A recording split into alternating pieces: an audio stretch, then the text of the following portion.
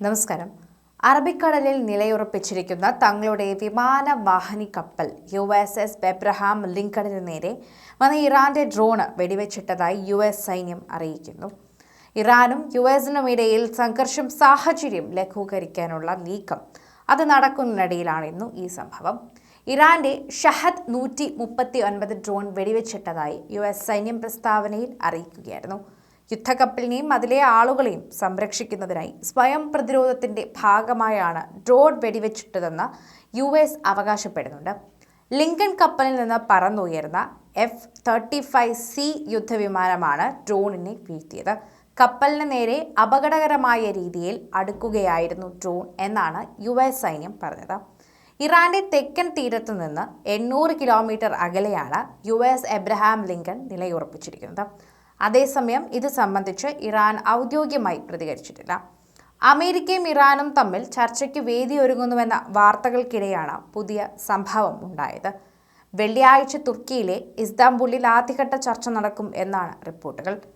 അമേരിക്കയുമായുള്ള സംഘർഷങ്ങൾ ലഘൂകരിക്കുന്നതിനായി തന്നെ വിവിധ നയതന്ത്ര മാർഗങ്ങൾ പരിശോധിച്ചു വരികയാണെന്ന് ഇറാൻ വ്യക്തമാക്കിയിരുന്നു. നയതന്ത്ര പരിഹാരമാണ് US പ്രസിഡന്റ് ഡൊണാൾഡ് ട്രംപ് ആഗ്രഹിക്കുന്നതെന്ന് വൈറ്റ് ഹൗസ് വക്താവ് പറഞ്ഞിരുന്നു. എന്നാൽ ചർച്ചയുടെ വേദി ഒമാനിലേക്ക് മാറ്റണമെന്ന് ഇറാൻ ആവശ്യപ്പെട്ടതായി റിപ്പോർട്ടുണ്ട്. നീതിയുക്തവും തുല്യതയുള്ളതുമായ ചർച്ചകൾ നടത്താനാണ് ഇറാൻ പ്രസിഡന്റ് മസൂദ് പെസഷ്കിയാൻ വിദേശകാര്യമന്ത്രി അബ്ബാസ് അറാച്ചിക്ക് നൽകിയ നിർദ്ദേശം. ആണവ വിഷയത്തിൽ രാജ്യ താൽപര്യങ്ങൾക്ക് വിരുദ്ധമായ നിലപാട് സ്വീകരിക്കില്ലെന്നും ഇറാൻ വ്യക്തമാക്കിയിട്ടുണ്ടായിരുന്നു. തങ്ങൾക്ക് നേരെയുള്ള ഏതൊരാക്രമണവും മേഖലയെ ആകെ യുദ്ധത്തിലേക്ക് നയിക്കുമെന്ന് കഴിഞ്ഞ ദിവസം ഇറാൻ പരമോന്നത നേതാവ് ആയത്തുള്ള അലി ഖാംനെയി US-ന് മുന്നറിയിപ്പ് നൽകിയിട്ടുണ്ടായിരുന്നു.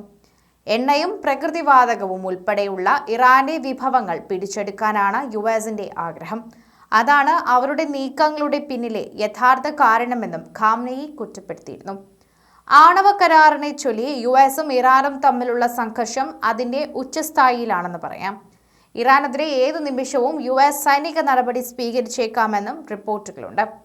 അതേസമയം തെഹ്റാൻ ആക്രമിക്കപ്പെട്ടാൽ ഇസ്രായേലിനെ ലക്ഷ്യം വയ്ക്കുമെന്നും ഇറാൻ വ്യക്തമായി മുന്നറിയിപ്പ് നൽകിയിട്ടുണ്ട്.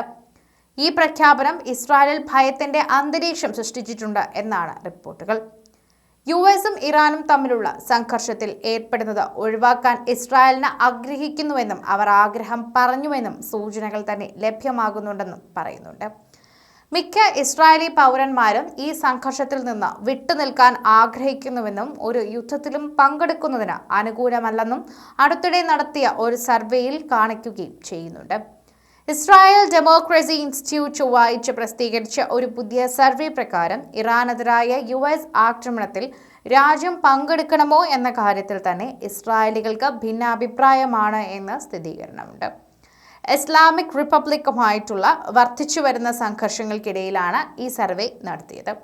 ജനുവരി 25 മുതൽ 29 വരെ 755 ജൂത അറബ് മുതിർന്നവരുടെ പ്രതിനിധി സാമ്പിളിൽ നടത്തിയ സർവേയിൽ പ്രതികരിച്ചവരിൽ 50% പേരും തെഹ്റാൻ ആദ്യം ഇസ്രായേലിനെ ആക്രമിച്ചാൽ മാത്രമേ ഇസ്രായേൽ ഇറാനെ ആക്രമിക്കാവൂ എന്ന് വിശ്വസിച്ചതായും 44% പേർ ഇസ്ലാമിക് റിപ്പബ്ലിക്കിനെതിരെ വാഷിംഗ്ടണുമായി നേരിട്ടുള്ള സൈനിക ഇടപെടൽ നടത്തണമെന്ന് ആദ്യം മുതൽ തന്നെ പിന്തുണയ്ക്കുന്നതുമായി കണ്ടെത്തി.